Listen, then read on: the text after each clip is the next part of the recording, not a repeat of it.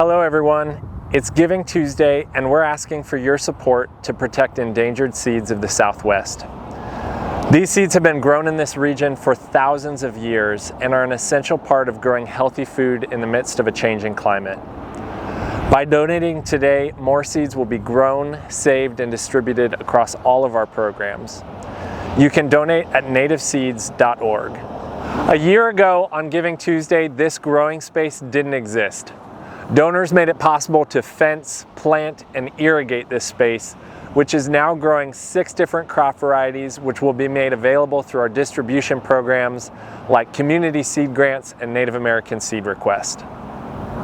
However, as you can see, we still have acres in need of development in order to meet the increasing seed demand.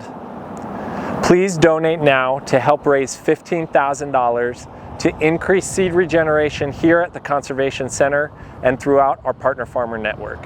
This work is only possible with your generous support, and we cannot thank you enough for your continued partnership.